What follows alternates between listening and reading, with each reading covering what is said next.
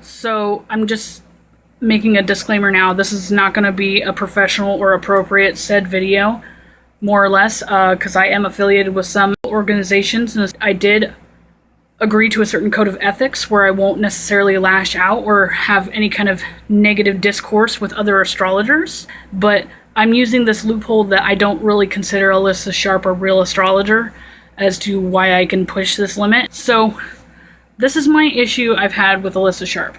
I've made one previous video where I just actually clipped some of her actual video, and then there's been a couple times that I've called her out directly through social media.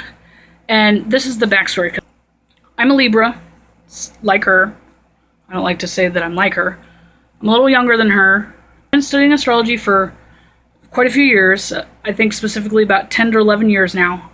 And like Alyssa, I, for a long time, lacked the capacity or the diligence to study something thoroughly. If you're familiar with Carl Jung's shadow self and projection, my shadow self was projecting some sort of condescending, super intellectualized person onto everybody else because deep down I felt like I wasn't as intelligent as I could be because I didn't apply myself.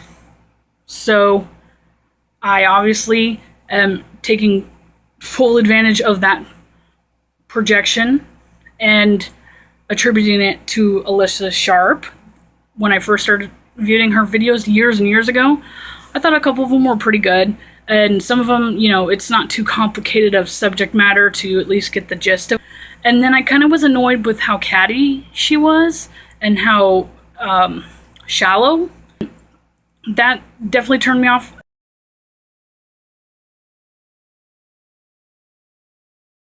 When she started to contradict herself quite a bit throughout her theories or educating people on certain things, any kind of defiance or somebody bringing up something and saying, hey, you're not doing that right, she would make some catty video about, well, this person blah blah blah blah blah said this and this and this.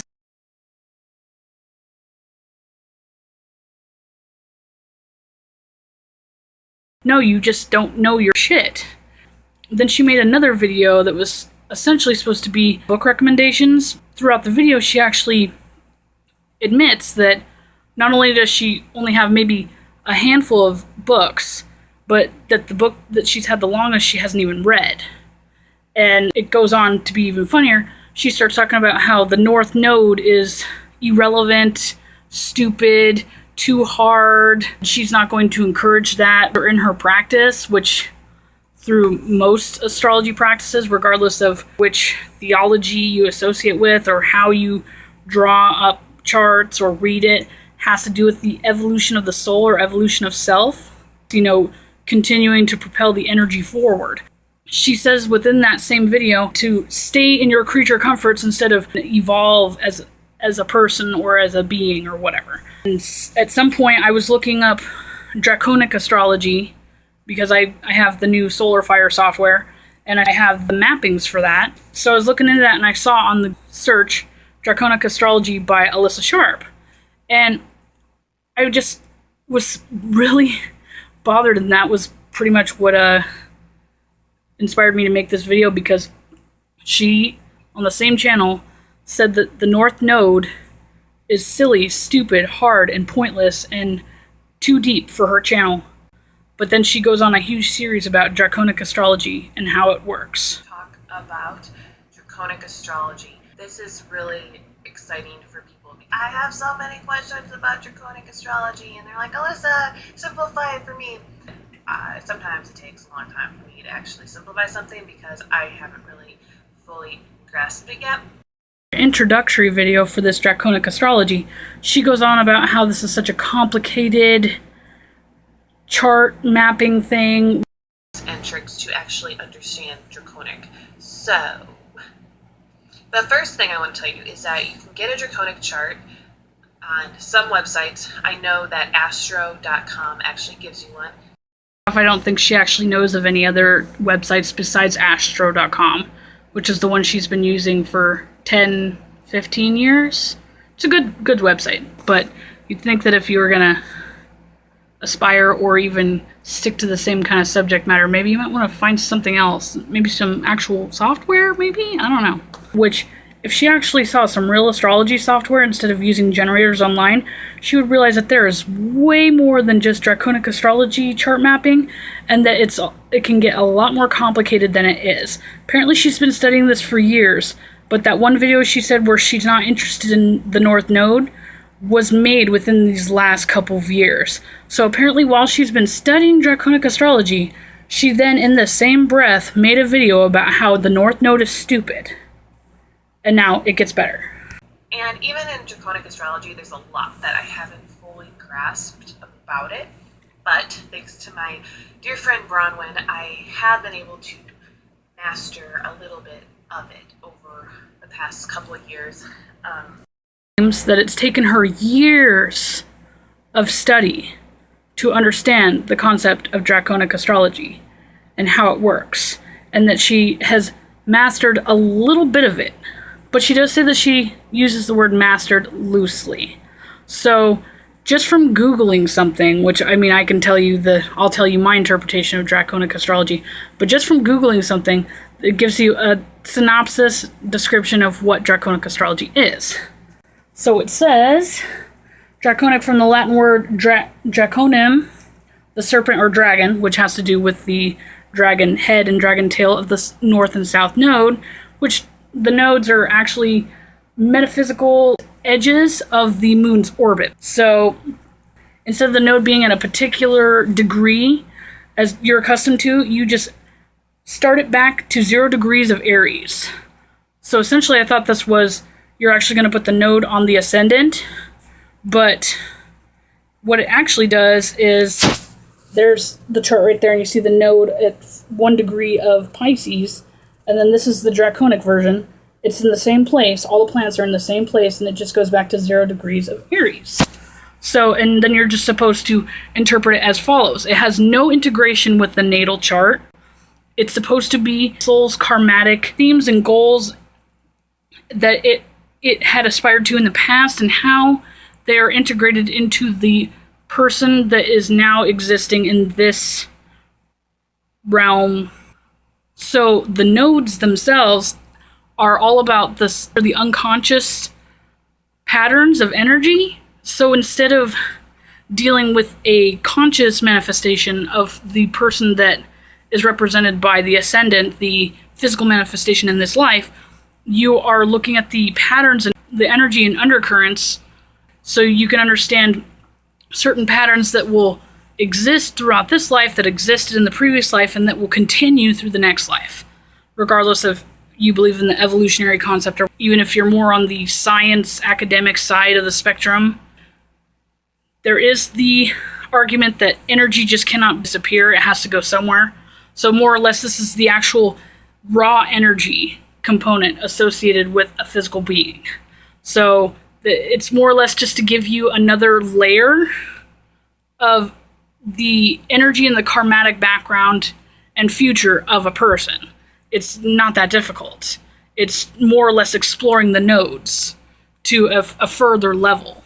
And it doesn't overlap with the natal chart at all, which I find interesting, because she also does mention that you can get a collaboration chart of the natal and your Draconic Astrology chart, which the planets and everything don't mesh together like she makes it sound. So apparently she hasn't been studying it for enough years, and she hasn't mastered any of it.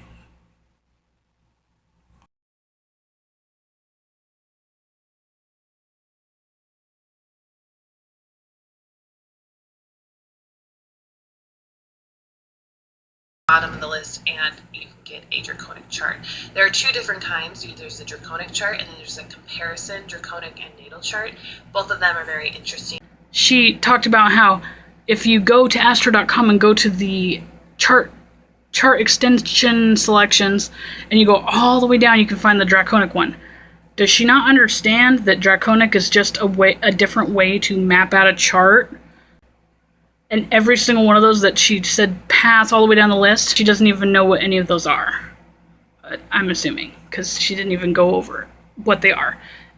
For anybody who may not follow any real astrologers, she says the comparison chart between natal and draconic, that is called a biwheel, which means that it can show you the original chart and the draconic at the same time. I would assume you can't have midpoints because since you can't mesh those two together, but essentially if like you were going to look at synastry, which would be relationship compatibility, you take both natal charts and you make a biwheel of the composite. So when she's talking about you can have the natal chart and then the draconic, since they can't be meshed together, it's just a generated image of both of the wheels. It doesn't actually change the chart in any way. It just gives you the opportunity to compare and contrast certain dynamics with the original chart and the draconic chart. Draconic astrology, they get all pissed off because they're like, what? I'm not an Aries moon. I have a Taurus moon. I don't even feel like an Aries moon. Well, maybe you don't because you've been a Taurus moon for so long. How do you even know what an Aries moon feels like? You don't fucking know. I know because I'm a Taurus moon and I have an Aries moon in Draconic. What you need to take from this and what you need to feel is that this is who you really truly are. Not that your natal chart is not who you really truly are. If you can't grasp that, you don't need to even be looking into Draconic astrology because you can't figure out that maybe you can actually be two different things. Looking at certain clips, that makes me want to almost be an Alyssa translator, and that's saying a lot because I don't always articulate myself the way that I feel I should, or basically saying your Draconic astrology chart is supposed to represent who you really are, but your natal chart is also who you really are, and you are essentially two people. Let me go ahead and explain the dumb version that she just gave. Your Draconic astrology is supposed to be the karmatic soul energy signature of the being that you are. So your sun is supposed to represent like your inner energy, your soul energy, and it's supposed to reflect those kind of characteristics in its archetype. So that is more or less like the energy that is attributed to your Draconic chart. And your natal chart is the physical manifestation of the being that you are now. That's where your AC comes into play, your IC, your DC, your MC, things that are all attributed to this actual life are represented by your natal chart. So your natal chart, again, is the physical manifestation of your being now, and your Draconic is the underlying karmatic soul being that you are. Essentially, the essence of who you are is your Draconic. And the natal is the superficial representation of that energy. Find your north node. Now your north node is your destiny. Mentioned previously, her joking around how there's the importance of the nodes, and specifically the north node.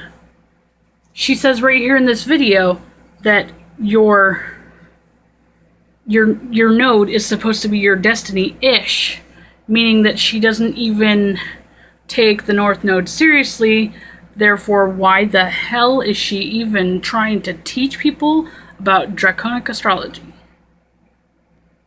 And I'd love to know when she's going to address all the other chart mapping techniques. That would be great. Maybe we'll see something about synastry, composite midpoints, or something like that in about 10 years when she sees all the other astrologers online already talking about it and she can steal their footnotes.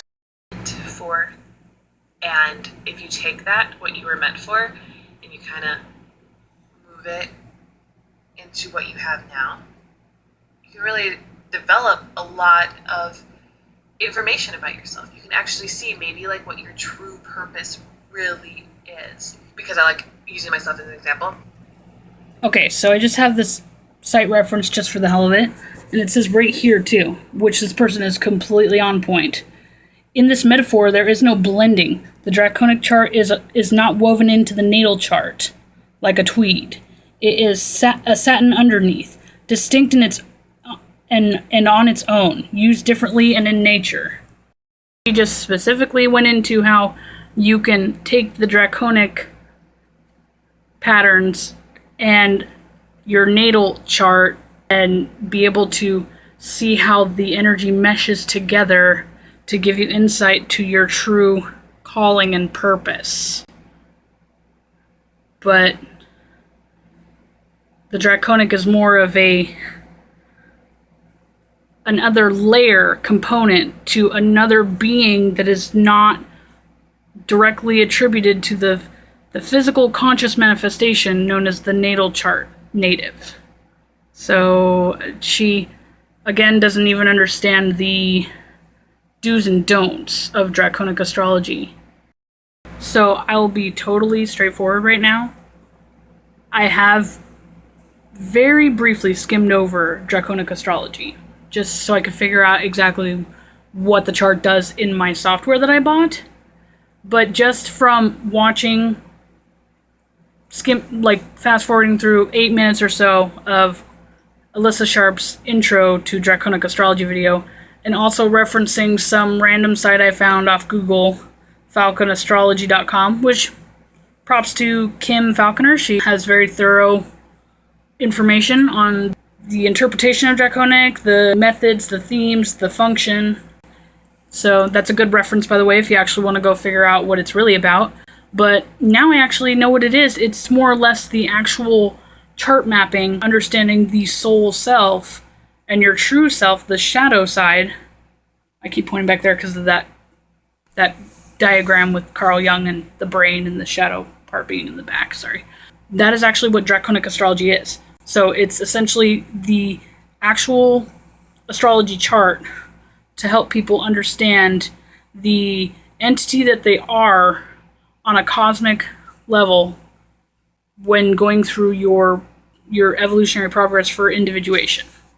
So the other main component is the way that you can read Draconic Astrology, with being set back to 0 degrees Aries for your true node, shifts all of the degrees, angles, and aspects with other planets. They're supposed to stay theoretically in the same exact spot that they are drawn in your chart, but then they take on new signs as well as new degrees. If you want to interpret the underlying personality of cosmic signature, you would just look at the id, the superego, the ego, the shadow projection.